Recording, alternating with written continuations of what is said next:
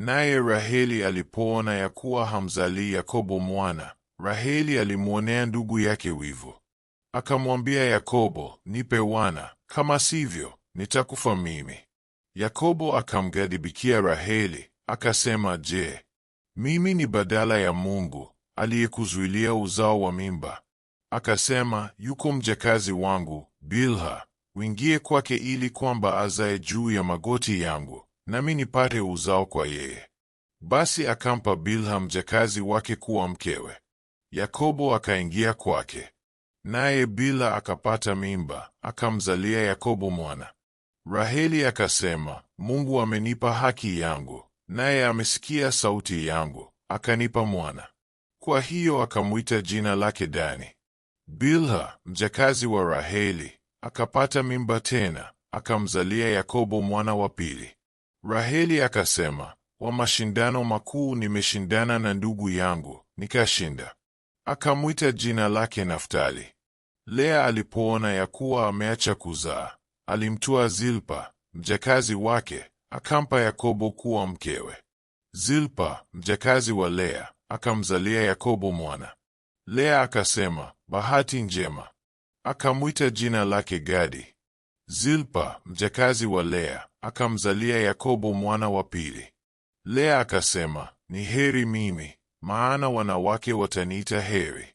Akamwita jina lake Asheri. Reubeni akaenda siku za mavuno ya ngano, akaona tunguja kondeni, akazileta kwa Lea mamaye. Ndipo Raheli akamwambia Lea, nipe mimi baadhi ya tunguja za mwanao. Naye akamwambia, je, ni jambo dogo kuninyang'anya mume wangu, hata wataka kuzitwaa tunguja za mwanangu pia? Raheli akamwambia, kwa hiyo atalala kwako usiku huu kwa tunguja za mwanao. Yakobo akaja kutoka kondeni jioni. Lea akatoka kumlaki, akasema, lazima uje kwangu, kwa sababu nimekuajiri kwa tunguja za mwanangu. Akalala kwake usiku ule. Mungu akamsikia Lea, naye akapata mimba, akamzalia Yakobo mwana wa tano. Lea akasema, Mungu amenipa ujira wangu, kwa sababu nimempa mume wangu mjakazi wangu. Akamwita jina lake Isakari. Lea akapata mimba tena, akamzalia Yakobo mwana wa sita. Lea akasema, Mungu amenipa mahari njema, sasa mume wangu atakaa nami, kwa kuwa nimemzalia wana sita. Akamwita jina lake Zabuloni. Baadaye akazaa binti, akamwita jina lake Dina. Mungu akamkumbuka Raheli, Mungu akamsikia, akamfungua tumbo. Akapata mimba, akazaa mwana, akasema, Mungu ameondoa aibu yangu. Akamwita jina lake Yusufu, akisema, Bwana aniongeze mwana mwingine. Yakobo abarikiwa zaidi ya Labani. Ikawa Raheli alipomzaa Yusufu, Yakobo akamwambia Labani, nipe ruhusa niende kwetu na kwenye nchi yangu. Nipe wake zangu na watoto wangu niliokutumikia, niende zangu, maana umejua utumishi wangu niliokutumikia. Labani akamwambia, iwapo nimeona fadhili machoni pako, maana nimetambua ya kwamba Bwana amenibariki kwa ajili yako. Akasema, sema mshahara wako utakao, nami nitatoa. Akamwambia, umejua jinsi nilivyokutumikia, na jinsi wanyama wako walivyokuwa kwangu. Maana mali yako ilikuwa haba kabla sijaja, nayo imezidi kuwa nyingi. Bwana akakubariki kila nilikokwenda.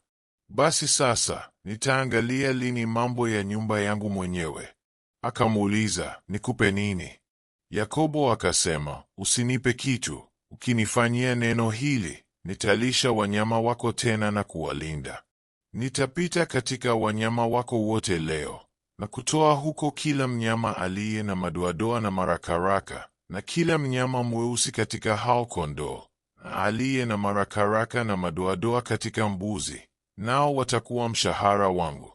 Na haki yangu itanishuhudia katika siku zijazo, utakapokuja kwa habari ya mshahara wangu ulioko kwako.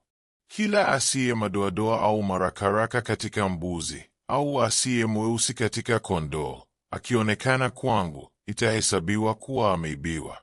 Labani akasema, tazama, na iwe hivi kama usemavyo.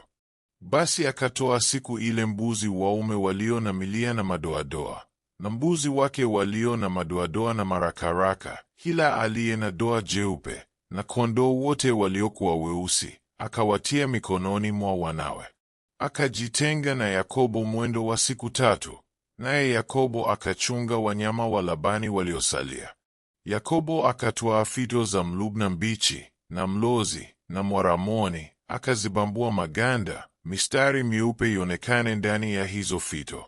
Akazisimamisha fito hizo alizozibambua katika mabirika ya kunyweshea maji, pale walipokuja wanyama wanywe, wakachukua mimba walipokuja kunywa. Wanyama wakapata mimba mbele ya hizo fito, wakazaa wanyama walio na milia na madoadoa na marakaraka.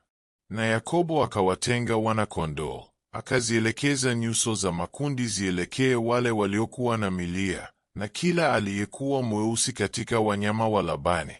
Akaweka kando wanyama wake mwenyewe, wala hakuwachanganya pamoja na wanyama wa Labani.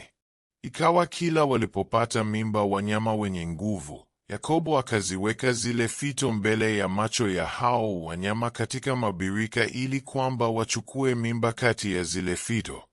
Lakini wanyama walipodhoofika hakuziweka zile fito. Basi wale dhaifu walikuwa wa Labani, na wenye nguvu walikuwa wa Yakobo. Kwa hiyo mtu huyo akazidi mno, akawa na wanyama wengi, na vijakazi, na watumwa, na ngamia, na punda,